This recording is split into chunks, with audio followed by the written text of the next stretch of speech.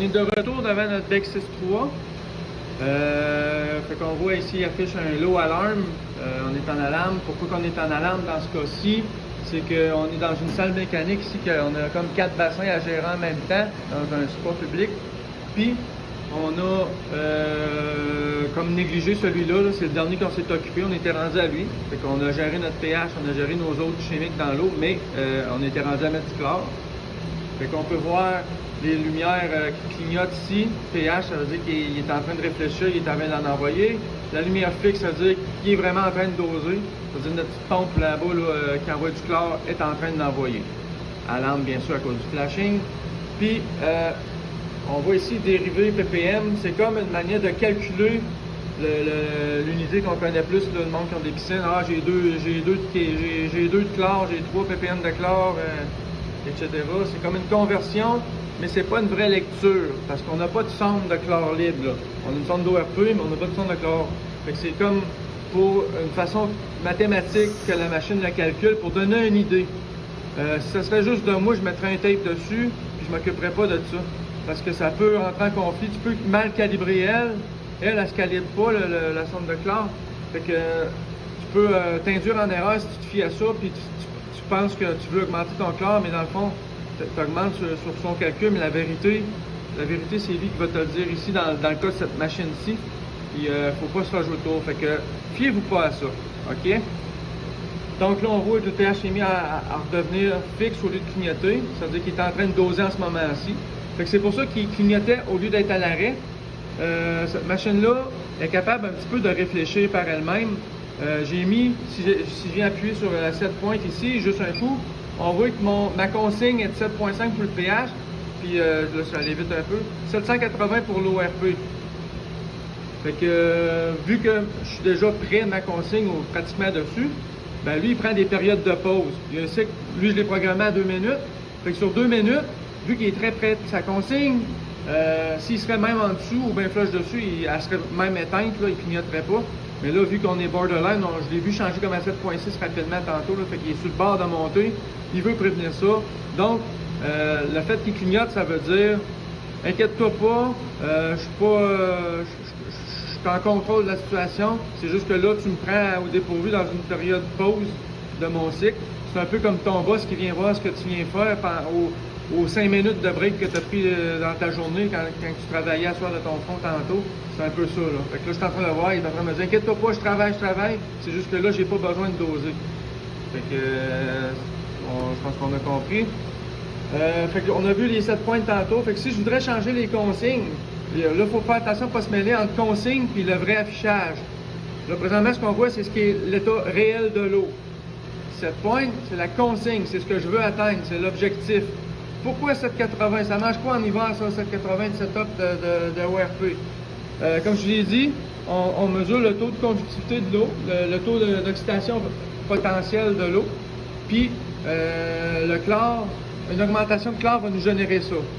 De même qu'une baisse de l'acidité ferait un peu le même effet aussi. Mais quand on a un beau pH à 7.5, si moi je vous dis qu'à 7.80, j'aurais par exemple 2 de chlore, ben soyez sûr qu'à chaque fois, si j'ai toujours 7.5 puis que mes autres produits chimiques dans l'eau sont tous ça coche, oui, 780 va toujours me donner 2 de ppm. Puis le voisin, elle va peut-être donner 3 de ppm. Puis le deuxième voisin, peut-être 1. Parce que c'est pas la même sonde, c'est pas la même eau, c'est pas le même environnement, le même volume dans l'eau. Par contre, ton voisin, le 780, va toujours donner 3, puis ton deuxième voisin va toujours donner 1. Donc, c'est quand même fiable, puis c'est des résultats constants. Donc, comment on fait pour dire, OK, ben, je veux 2 ppm de chlore, mais comment je fais pour savoir à quoi le mettre? Ben, ça va être du essai-erreur, tout simplement. Moi, d'expérience, je sais que si je vise 2, ça va être près de 7,80, 7,75, 7,85, ça peut jouer 5, 10, 15.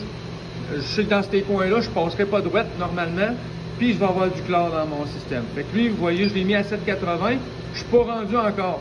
Fait que moi, tantôt, je vais aller mettre du chlore à la mitaine, comme on dit, là, direct dedans, parce que l'erreur qu'on a à faire là-dessus, là, oui, ça clignote, je dis ça dose, on dit que je suis en train de me contredire, mais en fait, mon système non chlore, moi, je l'ai arrêté, là. Il n'est pas en fonction. Fait que lui, il pense qu'il dose, là, mais il ne sait pas, mais il fait rien, là. Fait que moi, je vais aller mettre du chlore à la main tantôt. On va faire monter ça. Puis là, je vais prendre des vrais tests manuels. Puis c'est là que je vais me baser là-dessus pour établir la consigne finale que je vais donner à mon ORP. Donc, si j'envoie une scoop de chlore, j'arrive, je fais « Oups, j'ai 2 de ppm », je vais revenir en bas, je vais venir lire « Qu'est-ce que ça me donne? » « Oh, j'ai, par exemple, 800. » Bon, ben, c'est-tu 2 que je veux, 800? Bon, maintenant, je veux un peu plus faible. Je vais mettre 790, je vais le rentrer, puis lorsque je vais revenir, quand ça va redescendre descendre à 790, parce que je venais de vous dire qu'il est à 800, on va voir quel taux de chlore que ça donnait, puis on va comme établir la consigne par rapport à notre chlore. C'est le seul moment qui est comme, on va dire, un petit peu compliqué quand on n'est pas habitué, mais ça, on fait ça une fois, puis normalement, on y touche plus, là. Puis bien souvent, si c'est nous qui vient faire votre démarrage parce qu'une bâtisse flambant neuve, ou bien vous venez d'acheter ça, on va le faire pour vous, là. Fait que, juste pour vous montrer comment changer l'ORP, parce que c'est peut-être une affaire que vous allez faire de temps en temps, fait que 7 points, parce que c'est la consigne que je veux changer. Si je pèse juste un coup rapide, il affiche, puis revient au menu normal quelques secondes après. Fait que je garde mon doigt dessus, puis tout ce que je dis là en passant, c'est tout très bien expliqué dans le manuel, cependant, il est juste en anglais. Je pense qu'ils sont en train de travailler à le traduire en français, mais pour l'instant, on est obligé de travailler en anglais. Mais la machine, on va pouvoir la mettre en français tantôt, inquiétez-vous pas. Donc 7 points du pH, j'ai pas besoin, lui, je suis correct, c'est ça que je veux. On vise toujours 7.5 de pH, donc je vais changer de menu. ORP 7 points, vous voyez, je l'avais mis à 7.80. Maintenant, je voudrais le mettre à 7.90. Enter pour rentrer dedans, les flèches. Vous voyez, Enter, et je suis rendu à 7,90 de 7 points. Exit. Donc, si je reviens voir ici, je demande 7,90 maintenant.